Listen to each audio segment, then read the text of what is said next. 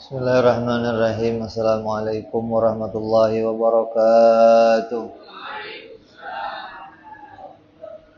Al-Fatihah ila ruhi sayyidina wa habibina wa syafi'ina Rasulillah sayyidina Muhammad ibn Abdullah sallallahu alaihi wa ala alihi wa ashabihi wa azwajihi wa dzurriyyatihi wa la rijal bil jannah wa yaqana bi asrarihim wa anwarihim wa ulumihim nafatihim barakatihim fid dini wa dunya wal akhirah wa ja'alna min hizbihim yarzuquna mahabbatahum ويتوفنا على ملتهم ويهجرنا في زمرتهم إلى عافية سلامة ثم الفاتحة إلى صاحب الكتاب إمام أحمد بن عطاء الله ثم إلى سيف الشرهاء كيسر بن عمر دارج ثم إلى حضرة الوالد عبد الله بن محسن العطاس ثم إلى شريف نفعنا الله بهم وبعلومهم لهم الفاتحة. أعوذ بالله من الشيطان الرجيم. بسم الله الرحمن الرحيم. الحمد لله رب العالمين الرحمن الرحيم مالك يوم الدين إياك نعبد وإياك نستعين اهدنا الصراط المستقيم صراط الذين أنعمت عليهم غير المغضوب عليهم ولا الضالين آمين. بسم الله الرحمن الرحيم. نويت تعلما وتعليما وتذكرا وتذكيرا والنفعا والانتفاعا والإفادة والاستفادة والحث على التمسك بكتاب الله سنة رسول الله صلى الله عليه وسلم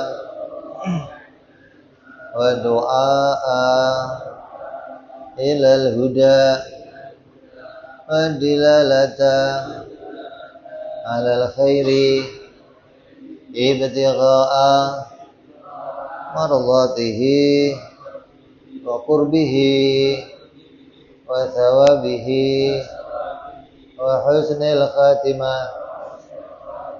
مع اللطف والعافية وصلاح العاقبة.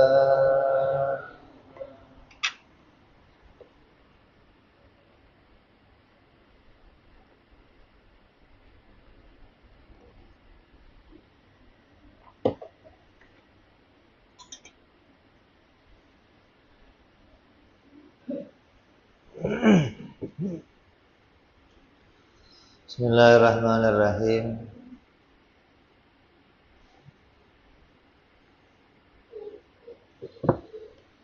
Alhamdulillahirabbil alamin. Wassalatu wassalamu ala asyrafil anbiya'i wal mursalin sayyidina wa habibina wa syafi'ina wa maulana Muhammadin wa ala alihi wa sahbihi ajma'in. Amma ba'du. Qala musanniful kitab rahimahullah, nafa'ana bihi wa bi ulumihi fid dharain. Allahumma aftah qulubana futuhal arifin wa bi hikmatika wansur alaina bi rahmatika ya arhamar rahimin. Ila anqal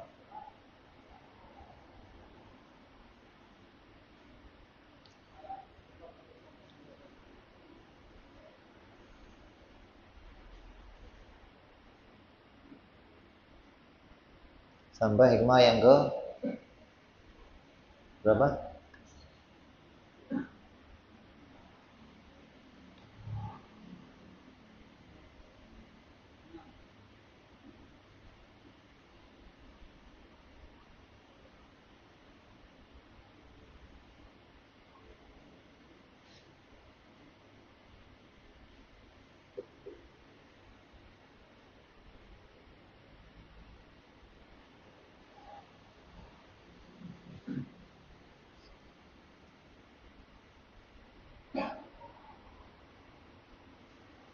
Al-anwaru mutayyal qulubi wal asrar.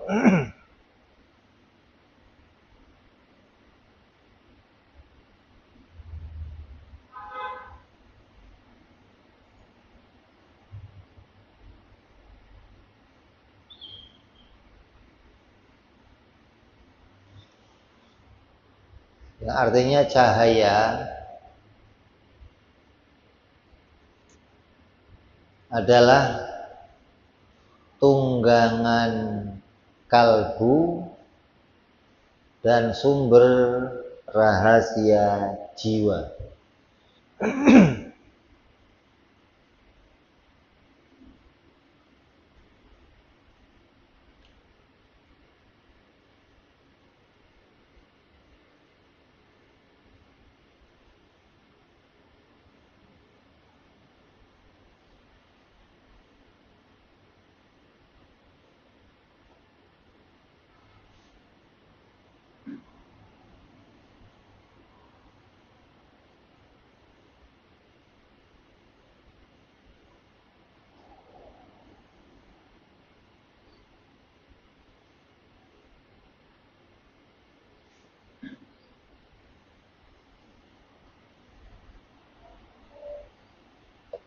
Maksudnya adalah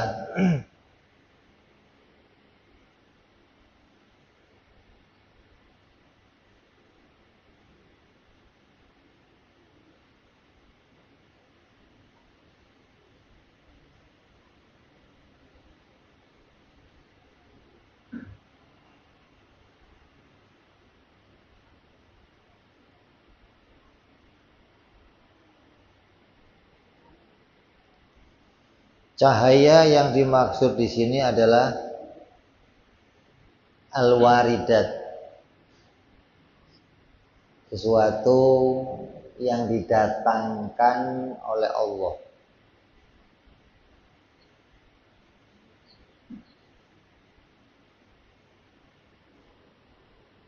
Maknanya seperti pencerahan. Hati itu tiba-tiba tercerahkan. Maka cahaya yang seperti itu adalah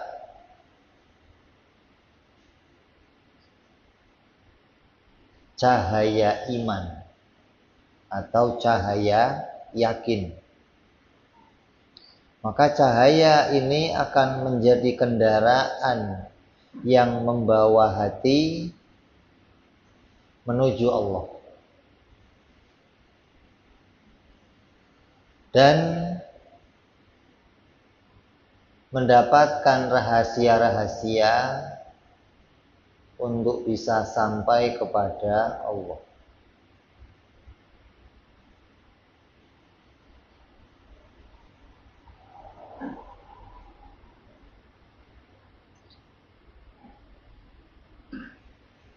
Artinya dengan cahaya ini seseorang akan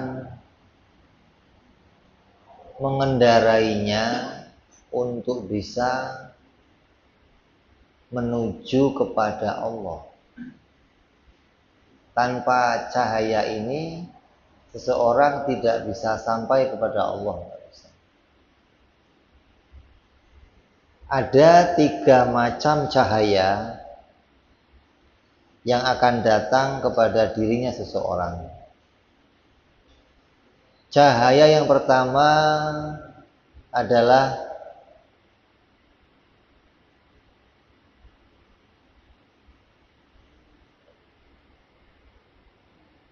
cahaya yang didatangkan Allah, yang dengan cahaya itu seseorang kemudian mau bertaubat dengan sungguh-sungguh.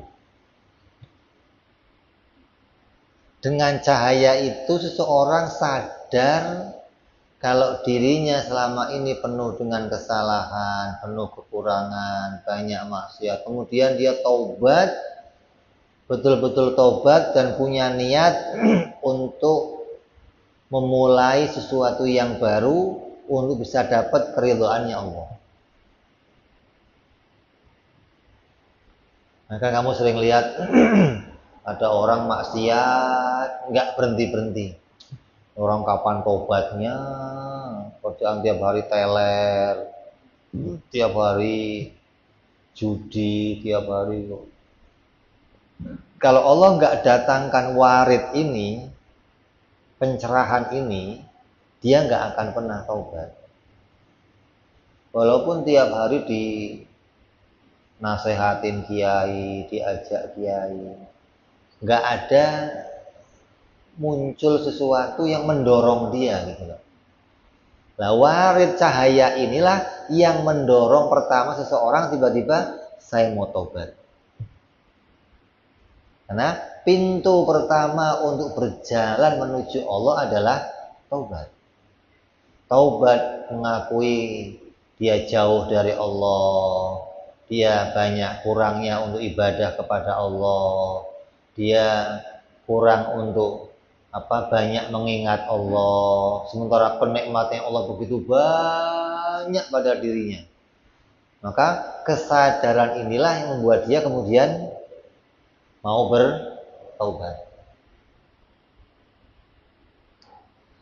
Maka dia akan berjalan dari segala permulaan dia banyak kemaksiatan menuju taubat kepada Allah.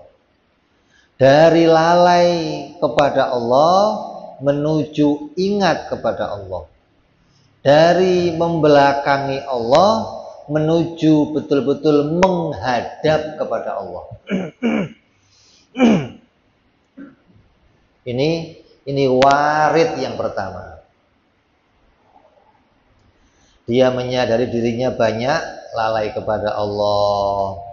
Dia menyadari dirinya banyak membelakangi Allah. Makanya membelakangi Allah itu maksudnya apa? Kepentingan yang lain didahulukan. Kepentingan Allah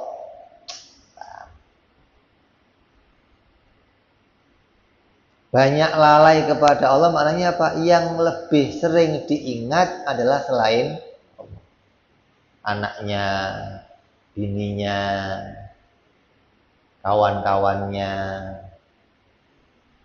kesenangannya.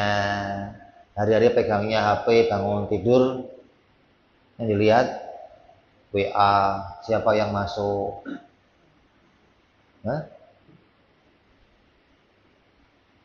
Nggak pernah bangun tidur, ya Allah alhamdulillah masih dihidupkan, diberi kesehatan, diberi iman, nikmat, terus doa.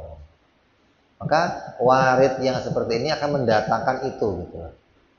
Mendatangkan dia betul-betul banyak ibadah kepada Allah, banyak mengingat Allah, mendahulukan segala kepentingan yang berkaitan sama perintahnya Allah. Yang kedua, cahaya yang kedua adalah yang merupakan kendaraannya salik dari kesibukan kepada makhluk menuju kesibukan kepada Allah. Setelah dia muncul cahaya pencerahan untuk taubat, maka Allah datangkan lagi kemudian pencerahan berikutnya. Rupanya apa? Dia betul-betul menyibukkan diri dengan perintah-perintah Allah. Mana yang perintahnya Allah segera dia datang, mana yang jadi jalannya Nabi dia ikuti. Dari yang sunnah-sunnah, yang wajib-wajib, apalagi terus. Yang dulunya nggak pernah terpikir dia mau ngerjain, dikerjain terus. Ini menunjukkan seseorang betul-betul menampakkan taubatnya di hadapan Allah dengan cara apa? Merubah pola hidupnya. Yang tadinya pola hidupnya artinya bukan hanya saya sekarang udah nggak maksiat lagi, bukan gitu loh. Ya enggak. Ada orang taubat kemudian yang dulunya suka minum arak, suka judi, suka zina, suka dah, suka apa kayak terserah aja lah. Kemudian saya mau berhenti total. Tapi ya berhenti aja, nggak ada penambahan dalam ibadah gitu loh. Sholat ya wajib-wajib aja. Yang penting saya sekarang udah nggak maksiat. Maka ini dia belum mendapatkan warid yang kedua namanya. Dia belum mendapat pencerahan yang kedua. Pencerahan yang kedua akan membuat dia menyibukkan diri hanya dengan Allah. Artinya waktu-waktu yang dulu dia gunakan banyak maksiat, banyak kerja ini, banyak diganti semua. Nah, saya mau pakai itu semua untuk ngurusin perintahnya Allah. Gitu loh. Jadi bukan hanya berhenti dari maksiat, tapi mengganti waktunya yang dulu disibukkan untuk maksiat dipakai untuk ngerjain perintahnya Allah. Mana sih yang disunahin Nabi, mana sih yang diperintah Nabi, mana sih yang Nabi terus. Ini bentuk warid yang kedua datang pada dirinya. Gitu. Di warid yang pertama dia mau tobat, sadar kalau dirinya menjauh dari Allah. Warid yang kedua, ketika dia mau tobat, kemudian dia mengganti banyak waktu yang dia tinggalkan untuk kembali kayak orang itu dirapel tuh ngerapel nggak? Dulu kalau kamu nih, pokoknya jarang makan nih, bokek nggak punya duit, begitu punya duit dirapel, makan. Ente seharian nggak ngerokok, begitu buka puasa 2, ya apa? Dirapel. Nah, orang begitu nih, dia merasa dulu saya nggak pernah ibadah, jauh dari Allah. Begitu dia taubat, datang warid yang kedua, terus dia dihabiskan banyak waktu yang dulunya sia-sia untuk betul-betul diisi dengan perintah-perintahnya. Yang sunnah-sunnah, yang tadinya tangannya nggak pernah pegang tasbih, sekarang pegang tasbih. Walaupun cuma pegang doang, ya nggak mending lah, lumayan lah daripada masih pegangnya. Yang dulunya nggak pernah ngantongin siwak, sekarang ngantongin siwak. Namanya dia isi yang dulunya banyak ketinggalan, dia mau ganti tuh waktu-waktunya. Itu namanya dia menyibukkan diri hanya kepada Allah. Banyak tafakur, mengingat nikmatnya Allah, nazar yang wajib bagi Allah, mustahil bagi Allah, jaiz bagi Allah. Melihat bukti-bukti yang di langit, yang di bumi, ingat tambah yakinnya, tambah imannya. Terus menyibukkan diri, dia mendekatkan diri kepada Allah Subhanahu wa ta'ala.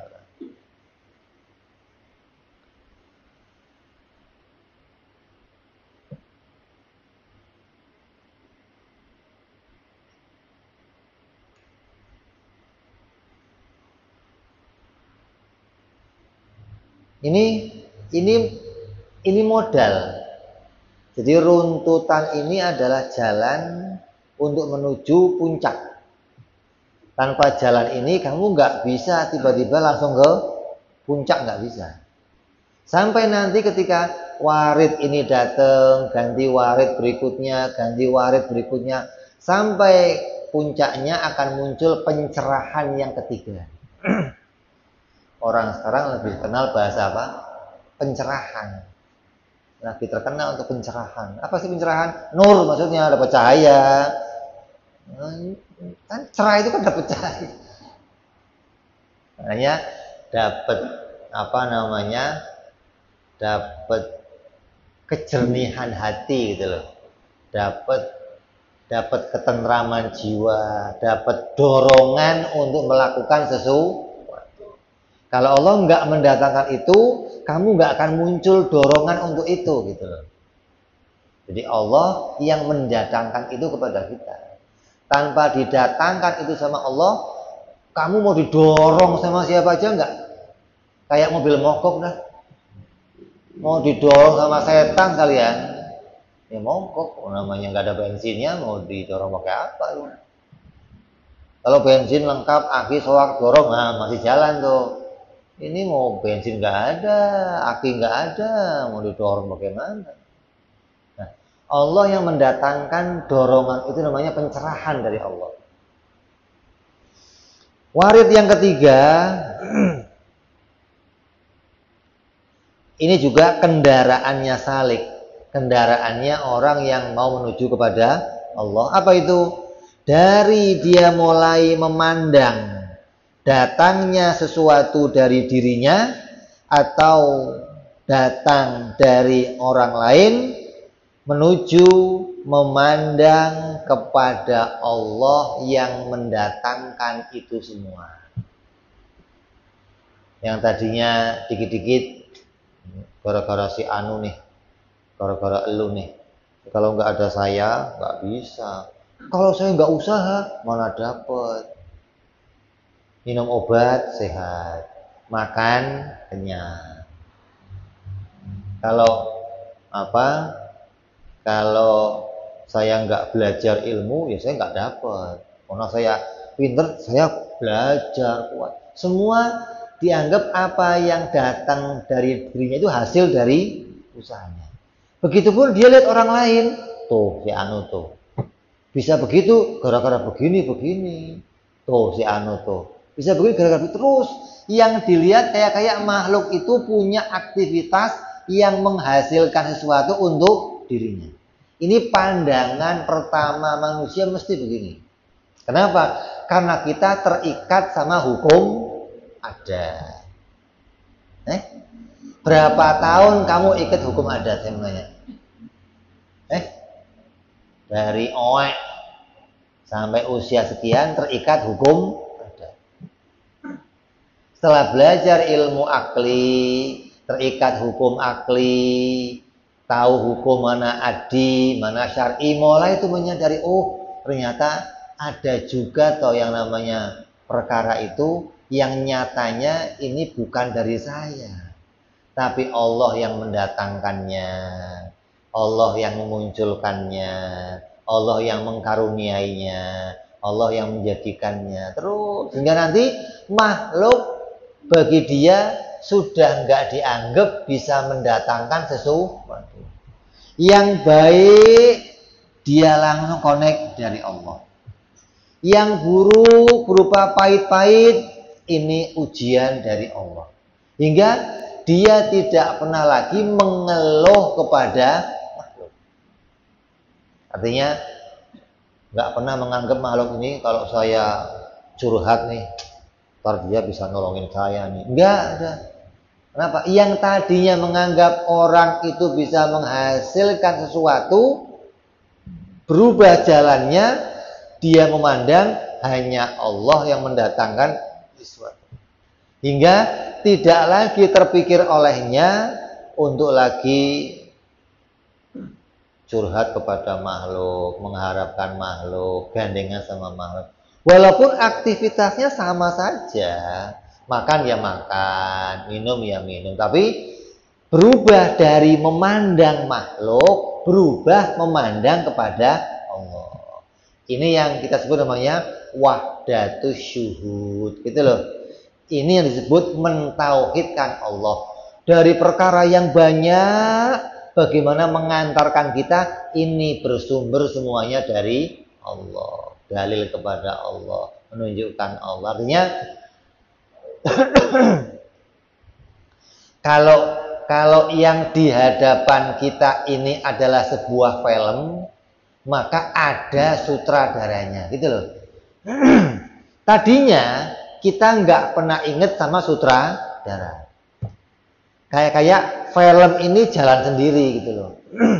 Kamu ya begini, gara-gara kamu, gua begini gara-gara kamu.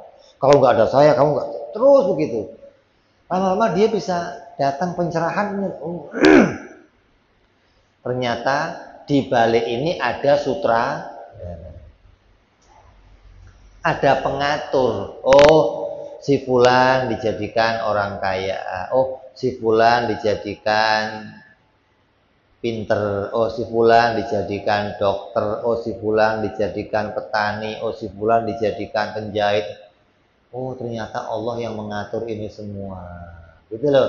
Bukan, oh ini mah jadi penjahit ya gara-gara memang usahanya begitu. Dia kaya ya karena memang usahanya begitu. Oh dia kalau begitu, enggak begitu lagi. Tapi berubah dia bisa memandang bahwa di belakang ini ada sutradara yang mengatur itu semua. Gimana? Dari memandang sesuatu datang dari dirinya, memandang sesuatu datang dari orang lain, berubah pandangannya, ini semua didatangkan oleh Allah. Ini kalau bisa terus begini nanti sampai pada makomul fana. Dia nggak lagi melihat selain Allah, yang dilihat hanya Allah. Nah, makom ini juga harus didasari makna akal yang benar. Ada banyak orang kebablasan sampai di makom ini. Ketika dia memandang hanya kepada Allah, hingga dia menganggap semuanya ini Allah. Bukan semuanya ini didatangkan Allah, malah semuanya ini Allah semua. Jadi gimana sih? Jadilah dia wahdatul wujud namanya. Hati-hati nih, bahwa semuanya wujud dan yang wujud hanya Allah, hingga nggak ada yang lain selain Allah. Ini kebablasan gara-gara nggak ngerti wajib, mustahil. Jadi untuk sampai level ini, makom ini juga modalnya harus hukum akal yang benar. Kalau kamu nggak punya hukum akal yang benar, kamu nggak akan sampai level ini dengan baik. Gitu. Malah kadang kebablasan. Yang tadinya mau sudah benar menuju kepada Allah, malah jadinya yang ada hanya Allah. Bukan yang dilihat Allah saja, bukan. Malah bagi dia yang ada hanya ini makom manunggaling Gusti. Ini makom kebablasan. Belum ngaji tauhid, belum memperdalam fikih, tiba-tiba langsung tasawuf, wiritan, zikir, kholwat, nggak ketemu orang. Terus pati geni, mute, lama-lama nggak injek bumi, nangkring di pohon 40 hari, lu berak di atas, kencing di atas, lu macam-macam orang ini. Jadi untuk sampai level ini juga harus punya modal yang baik, gitu loh. Makanya ditata awalnya taubat, yang kedua sibuk mengerjakan perintah-perintah Allah. Makanya apa? Menggali ilmu, ngaji tauhid, ngaji fikih, ngaji akhlak, ngaji tasawuf, sampai nanti mulai level lagi apa? Mulai memandang, oh ternyata ini dari Allah. Tauhidnya mulai mulai netes ke dalam hatinya. Orang ngaji tauhid sebenarnya cepet. Wong ngajinya cuma belajar 20 sifat, cepet ngajinya. Wajib, mustahil, apa selamanya. Cuman netesnya ke hati itu yang lama gitu loh. Artinya menyadari bahwa ini dari Allah itu yang lama gitu loh. Kalau hanya menghatamkan kitab tauhid, cepet tuh kitab tauhid paling berapa halaman selesai. Tapi misalnya menyadari, kenapa untuk menyadari lama? Karena kita terikat begitu lama dengan hukum adat. Kadang orang lebih mengedepankan ilmiah, gitu loh. Yang ilmiah inilah, ini patokan kita, ini ilmiah, ini mau nolak ilmiah, ya. Ilmiah itu hukum adat yang Allah ciptakan. Ini bergandengan dengan ini, muncullah ini. Ini dengan ini, muncullah ini. Ini dengan ini, muncullah ini. Ini hukum adat yang Allah ciptakan. Nah, karena kita terikat hukum adat ini, menganggap muncul sesuatu ini dari ini dan ini. Allah kemana? Nggak kelihatan. Itu loh. Ini terjadi pada kita berpuluh tahun, bayangkan. Bukan sehari, 2 hari. Hingga ilmiah ini, hukum adat ini di kita udah bagaikan karang. Keras. Nah, untuk sampai makna tauhid harus dipecahkan. Maka tetesan-tetesan ilmu tauhid itulah yang akan memecahkan karang ilmiah ini. Karang hukum adat ini gitu loh. Hingga kembali ini dari Allah. Dari Allah. Dari Allah. Hingga ilmiah nggak lagi kita jadikan pedoman. Ilmiah nggak jadi Tuhan di hadapan kita gitu loh. Tapi betul-betul menuhankannya Allah Subhanahu wa ta'ala. Besok harus bayaran anak. Kontrakan habis. Token listrik udah tatitut bunyi. Kerjaan baru dipecat. Kalau dihitung ilmiah, dari mana gua mau dapat duit? Mesti gua nggak. Akhirnya apa? Gantung diri. Dianggap nggak bakal ada solusi lagi. Udah nggak bisa dah. Ke warung nggak ada yang ngutangin gua. Kanan nggak ada yang ngutangin kemana. Gantung diri. Dianggap kalau mati justru mati mulai masalah baru. Kira kalau mati selesai. Itu menganggap bahwa perhitungan adat bagi dia pasti nih besok saya nggak akan punya solusi. Kenapa? Dia nggak pernah mau kembali kepada Allah.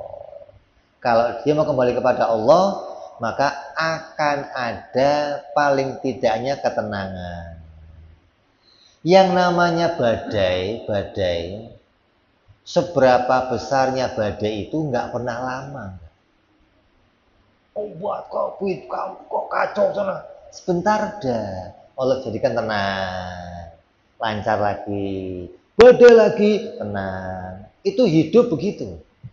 Nah, kadang ketika badai datang, kita nggak bisa pegangannya kuat, hingga kita terpontang-panting, gitu loh. Kalau pegangannya kuat, badai sekuat apapun, kamu akan tenang, tentram. Kenapa? Ini nggak akan lama. Walaupun pahit, walaupun pedih, dihina orang, dimaki orang, nggak lama. Nanti akan ada masanya kamu dipuji orang, dialem orang, ditunggu orang, diharapkan orang. Akan datang masa itu, gitu loh. Nggak selalu orang itu dari kecil sampai mati dihina, terus nggak ada begitu, nggak ada. Akan ada masanya orang ngambil manfaat dari dia. Terus ini Allah jadikan kejadian kehidupan kita seperti itu, gitu loh. Makanya hukum adat ini ketika mengikat kita begitu kuat tanpa kita bisa menghancurkannya, maka kita akan selalu meninggalkan Allah. Akan menganggap bahwa ini dapat ya dari ini. Walaupun nanti ujung-ujungnya ya Allah juga sih yang ngasih. Tapi kan kalau nggak begini nggak bisa loh. Ada tapinya ini loh. Tapi itu masih menunjukkan kita mengedepankan ada yang datang dari saya juga. Gitu loh maksudnya. Ya Allah sih yang ngasih. Tapi kan loh. Tapi ini menunjukkan kita ikut andil di situ. Lah, warid yang ketiga ini menghilang andil kita. Gitu loh. Betul-betul ini datang dari Allah, tanpa ada andil kita. Artinya kita ini walaupun bisa usaha, punya upaya, tetap kalau tidak digerakkan Allah, nggak jalankan Allah, saya nggak akan bisa punya pikiran ke situ, gitu loh. Allah yang nolong saya, Allah yang ngasih jalan saya. Allah. Lagi duduk, tiba-tiba sling, rumah si Anu aja jalan. Bro, saya begini. Berapa butuhnya berapa? 1 juta. Nih, itu aja. Masya Allah, nggak terpikir semalam, nggak kepikiran si Anu, tiba-tiba pagi-pagi, sana aja. Allah kasih solusi yang gampang. Tiba-tiba datang orang, bro, cari gua motor dong.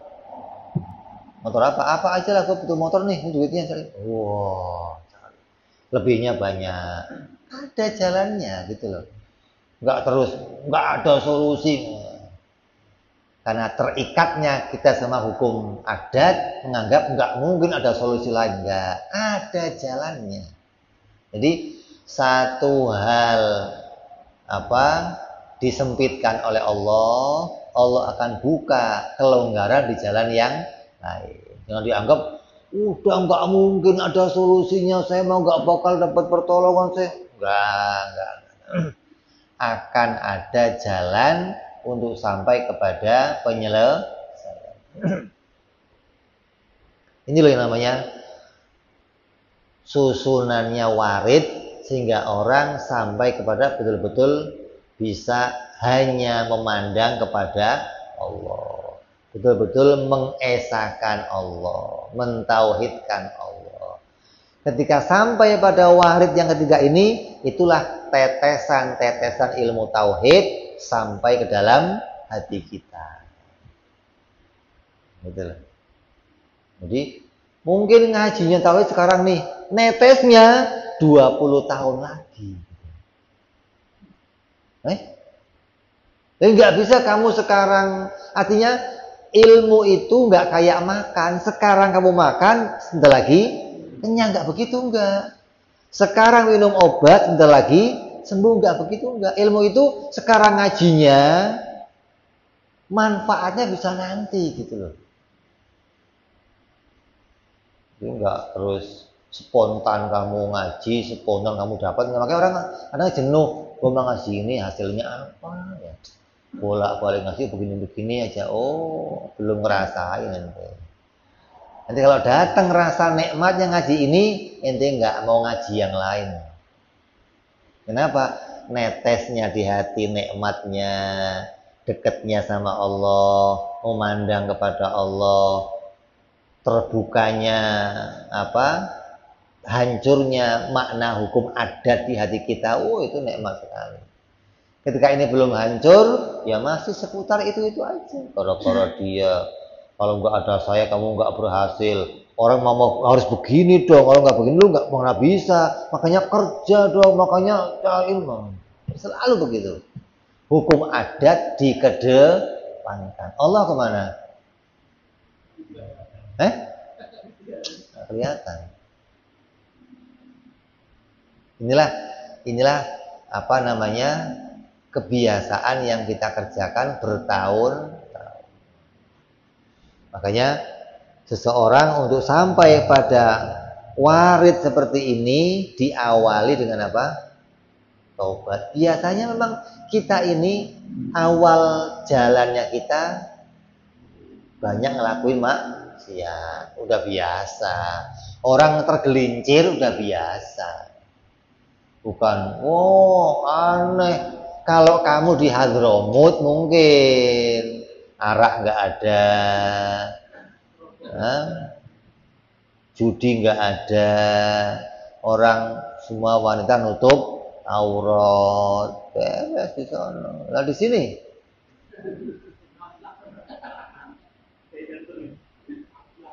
masa lewat dikit kamput. Apa kamput itu? Tahu ya? Kampus. Kalau haji nggak tahu, masa haji tahu kamput itu bukan haji. Ya dulu saya pernah sama Abowo, ada kiai datang.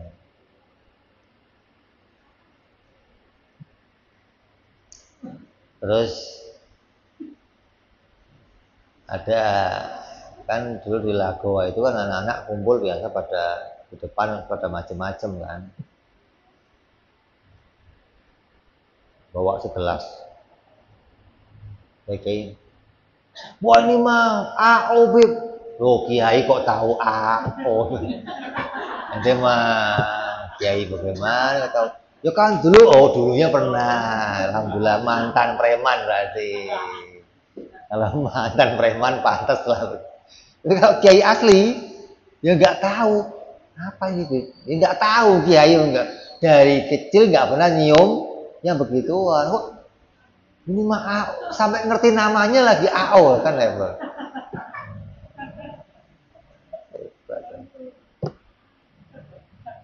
Jadi diawali dengan yang begitu, kemudian ganti taubat, kemudian mendekatkan diri sampai puncaknya kita bisa wahdatu syuhud. Bisa hanya memandang kepada Allah, kembali kepada makna tauhid. Ini semua dari Allah, dari Allah, dari Allah. Hingga disitulah yang namanya ketentraman hidup, ketenangan hidup. Kenapa? Semua datang dari Allah akan kembali kepada. Jadi makna inna lillahi wa inna ilaihi rajiun itu enggak hanya dimaknai lafaz aja. Oh, ini kita kan dari Allah akan mati kembali ke Allah. Enggak dimaknai apa? Sebatas itu saja. Tapi betul-betul kita memaknai bahwa ini semua didatangkan oleh Allah dan Allah yang akan cari kasih jalan keluarnya. Ada yang memaknai itu maknanya kita berasal dari dirinya Allah akan kembali ke dirinya Allah. Itu makna gila lagi itu. Itu makna wahdatul wujud begitu itu, hati-hati itu. Bisa salah kaprah yang ngertiin begitu. Jadi maknanya Allah menciptakan kita, menjadikan berbagai keadaan kepada kita. Dengan segala kejadian ini kita bisa tahu bahwa ini semua didatangkan oleh Allah. Gunanya untuk apa? Untuk dalil mengenal kepada Allah. Untuk dalil ada yang mengatur semua ini. Untuk dalil ini akan ada jalan untuk bisa mendapat solusi dari Allah. Itu namanya alam. Ini disebut alamat yang mengantarkan kita kepada Allah Subhanahu. Tanpa ini kamu nggak akan bisa menemukan Allah Subhanahu wa ta'ala. Jadi dengan sadarnya kita pada alam semesta ini, melihat isinya langit, isinya bumi, melihat keadaan diri kita, ini semua akan mengantar kita kepada Allah Subhanahu wa ta'ala. Inilah yang disebut cahaya jadi tunggangannya hati dan segala rahasia-rahasia jiwa. Artinya kamu akan mendapatkan banyak rahasia-rahasia jiwa. Dari mana? Dari cahaya yang Allah datangkan. Kata Nabi apa?